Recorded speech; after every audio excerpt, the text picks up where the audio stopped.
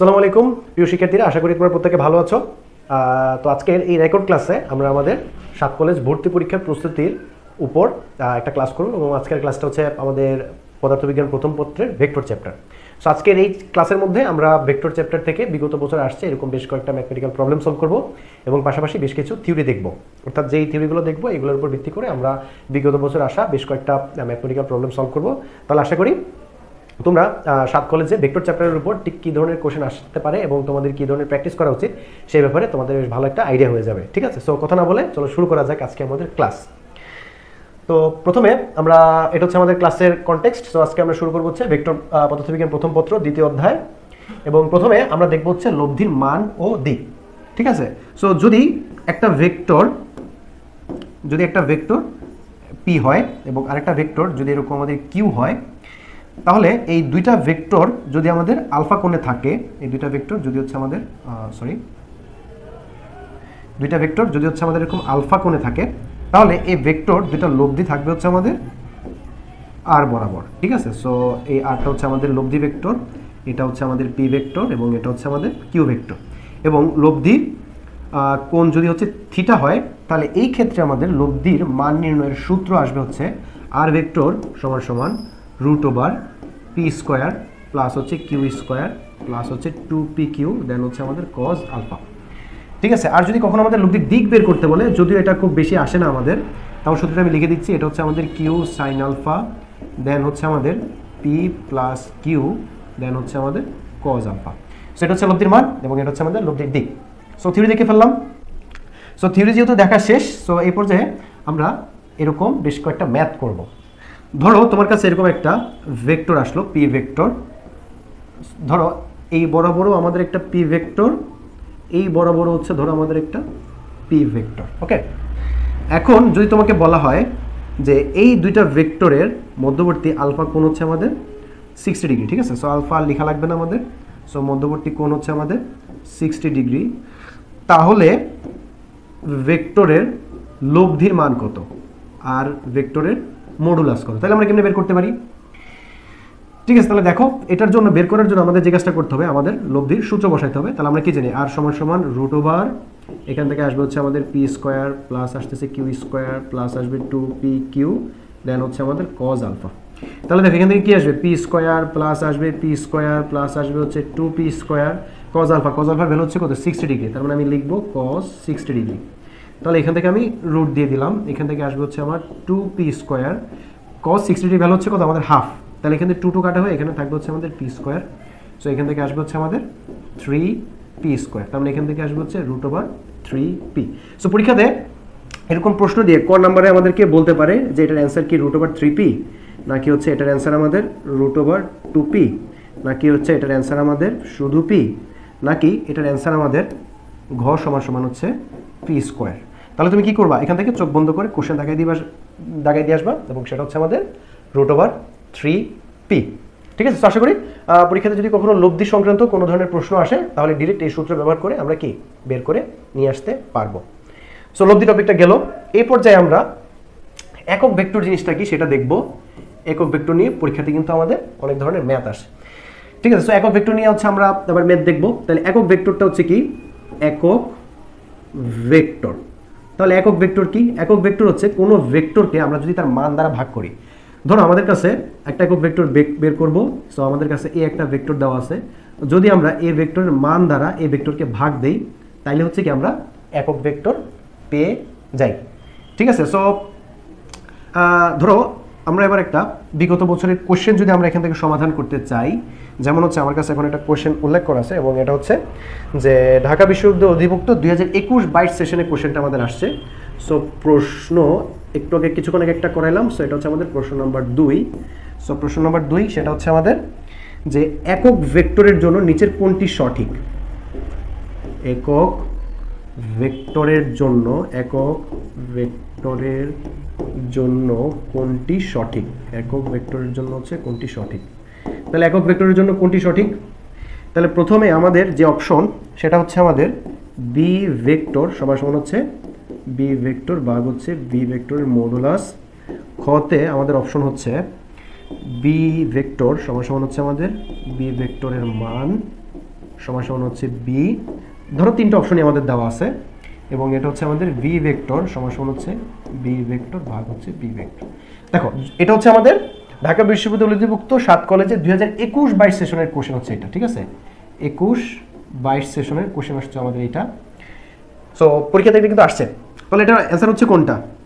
আমরা কি বলছিলাম, কোনো ভেক্টরকে তার মান দিয়ে ভাগ করতে হবে। তাহলে বি ভেক্টরকে তার মান দিয়ে ভাগ করলে বি ভেক্টরের দিকে কি পাই আমরা? একটা একক ভেক্টর পাই। সো এটাই কিন্তু হচ্ছে আমাদের একক ভেক্টরের ভ্যালু, ঠিক আছে? সো আমরা কিন্তু বের করে নিয়ে আসলাম যে একক ভেক্টর জিনিসটা আসলে কি, বা একক ভেক্টর থেকে যদি পরীক্ষাতে কোনো কোশ্চেন আসে তাহলে হচ্ছে আমরা ঠিক কিভাবে দাগাবো, ঠিক আছে?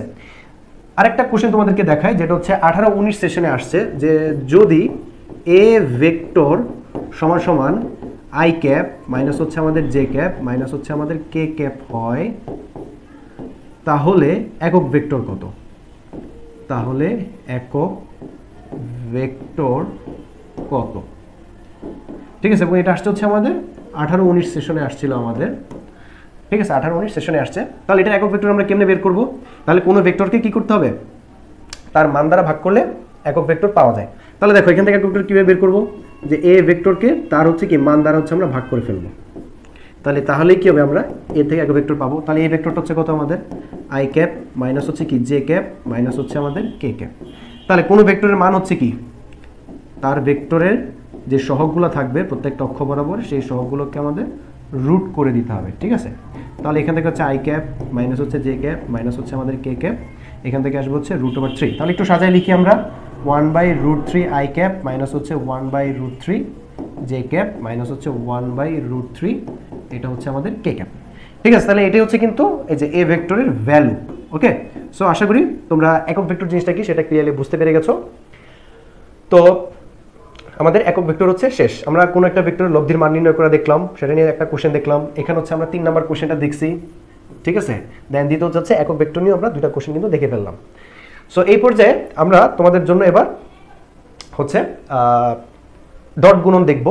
সো ডট গুণন দিয়ে পরীক্ষাতে কিন্তু আমাদের অনেক ধরনের ম্যাথমেটিক্যাল প্রবলেম আসে। সো ডট গুণনটা আমরা একটু খেয়াল করি। ডট গুণন, ডট গুণন। তাহলে ডট গুণন জিনিসটা আসলে কিভাবে কাজ করে? ধরো এ একটা ভেক্টর আমাদের দেওয়া আছে, আমাদের আরেকটা ভি ভেক্টর দেওয়া আছে। তাহলে আমি যদি ডট গুণনের সূত্র লিখতে চাই, এটা সূত্র হচ্ছে এ ভেক্টর ডট হচ্ছে আমাদের বি ভেক্টর সমান সমান হচ্ছে আমাদের এ বি কস থিটা। তাহলে মনে রাখবা এই এ এবং বি এই দুইটা ভেক্টরের মধ্যবর্তী কোণ হচ্ছে কি আমাদের থিটা।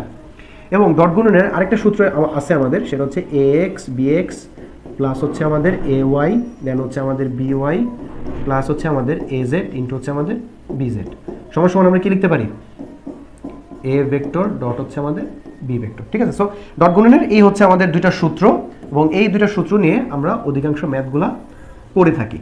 সো এই পর্যায়ে আমি তোমাদেরকে একটা ডট গুণনের ম্যাথ করাবো, এবং এই ম্যাথটা আমাদের আসছে হচ্ছে 2000, এই ম্যাথটা আসছে হচ্ছে আমাদের ঢাকা বিশ্ববিদ্যালয় অধিভুক্ত 2019-20 সেশনে এই কোশ্চেনটা হচ্ছে আমাদের আসছে। সো কোশ্চেনটা হচ্ছে কি আমাদের, যে যদি এফ ভেক্টর, আচ্ছা এফ ভেক্টর হচ্ছে আমাদের 8 আই ক্যাপ, 8 হচ্ছে আই ক্যাপ প্লাস হচ্ছে 2 জে ক্যাপ, ঠিক আছে? দেন তারপর হচ্ছে আমাদের আর ভেক্টর, এটা হচ্ছে আমাদের 6 আই ক্যাপ, এটা হচ্ছে 6 আই ক্যাপ প্লাস হচ্ছে 8 কে ক্যাপ, 8 কে ক্যাপ।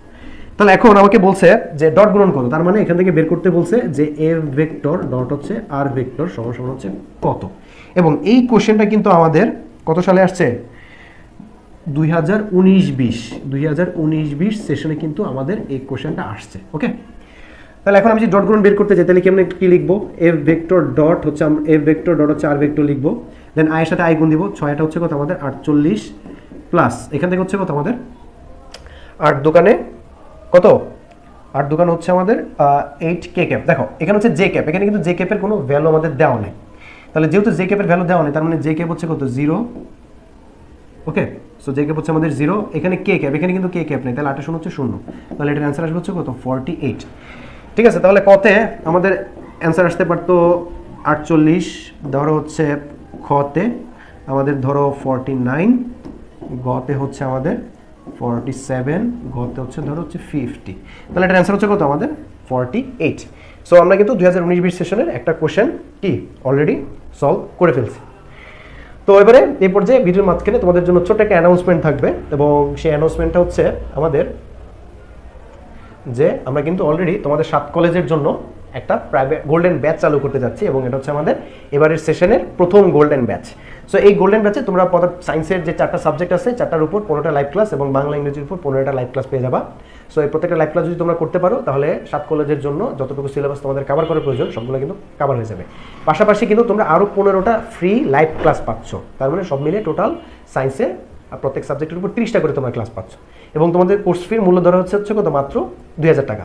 সো আশা করি সবাই খুব জলদি আমাদের এই প্রাইভেট ব্যাচটাতে ভর্তি হয়ে যাবা। তাহলে এখানে আমাকে বাবা ফিজিক্সের জন্য, ম্যাথের জন্য, কেমিস্ট্রির জন্য টিচার বাবা, বায়োলজির জন্য টিচার থাকবে, পাশাপাশি হচ্ছে আমাদের বাংলা ইংলিশের জন্য তোমাদের ফার্স্ট স্যার তো থাকছেই, ঠিক আছে। সো আমাদের ভর্তি হওয়ার শেষ তারিখ হচ্ছে 14ই অক্টোবর, এবং আমাদের ক্লাস শুরু হয়ে যাবে হচ্ছে কত আমাদের 15ই অক্টোবর। সো আজকে অলরেডি আমাদের সেপ্টেম্বর মাস, সো 15 অক্টোবর থেকে আমাদের কিন্তু যথারীতি ক্লাস চালু হয়ে যাচ্ছে। ওকে, সো চলে যাই আমরা আবার আমাদের ম্যাথমেটিক্যাল প্রবলেম সলভে।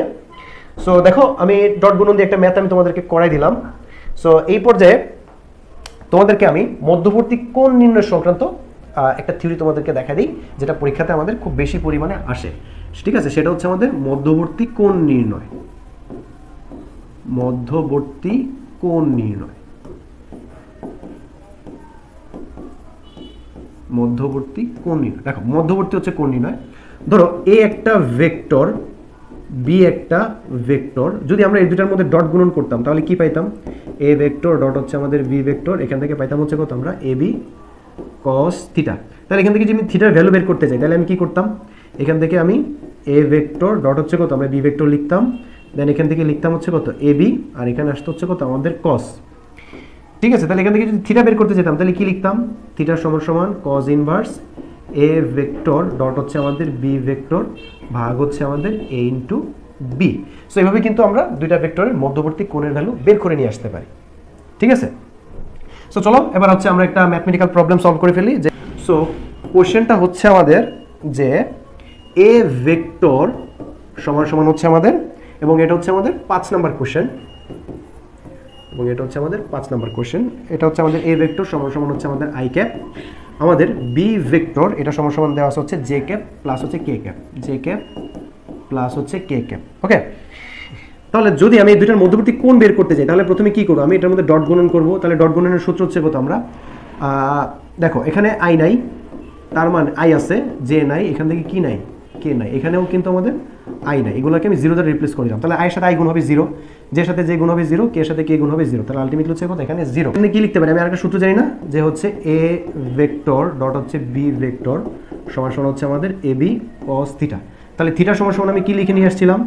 থিটা সমান সমান আমি লিখে নিয়ে আসছিলাম যে কস ইনভার্স এ ভেক্টর ডট হচ্ছে আমাদের বি ভেক্টর ভাগ হচ্ছে আমাদের এ বি, ঠিক আছে। তাহলে হচ্ছে কস ইনভার্স, দেখো A vector dot B vector value হচ্ছে কত আমাদের 0, তাহলে 0কে এ বি দ্বারা ভাগ করলে আমাদের কত আসবে? Cos inverse 0। তাহলে আমরা কি জানি? থিটা সমান সমান কস ইনভার্স 0, এটার ভ্যালু হচ্ছে কত আমাদের 90 ডিগ্রি। এখন তোমাদের প্রশ্ন আসতে পারে যে স্যার আমাদের তো ক্যালকুলেটর ইউজ করতে দিবে না, তাহলে কস ইনভার্স সমান সমান সমান 90 ডিগ্রি কীভাবে আসলো? দেখো কস ইনভার্স 0 এটা সমান সমান কি? থিটা দেওয়া না, এই যে আমাদের থিটা দেওয়া। তাহলে এখান থেকে আমি কি লিখতে পারি? যে কস থিটা সমান সমান হচ্ছে কত আমাদের 0। তাহলে এখন আমি এখান থেকে কি লিখতে পারি? যে কস থিটা, কস কত ডিগ্রি ভ্যালু 0, কস 90 ডিগ্রি ভ্যালু হচ্ছে আমাদের 0, তাহলে থিটা সমান সমান হচ্ছে কত আমাদের 90 ডিগ্রি। তাহলে এই যে দেখো এখান থেকে আমরা 90 ডিগ্রি বের করলাম, এখান থেকে 90 ডিগ্রি বের করলাম, এখান থেকেও কি আমরা 90 ডিগ্রি বের করে নিয়ে আসলাম। সো এইভাবে অনেক সময় আমাদের মধ্যবর্তী কোণের ম্যাথ বের করতে বলতে পারে, তো সেই ক্ষেত্রে এভাবে হচ্ছে আমাদের সলভ করে নিয়ে আসতে হবে। ওকে, সো আজকের ক্লাসটা আমাদের এই পর্যন্তই থাকবে।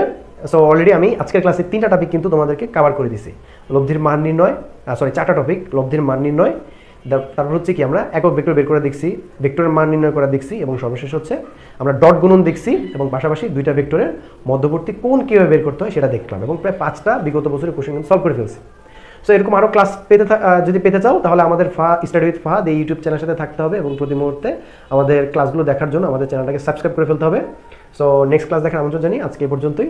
আল্লাহ হাফিজ।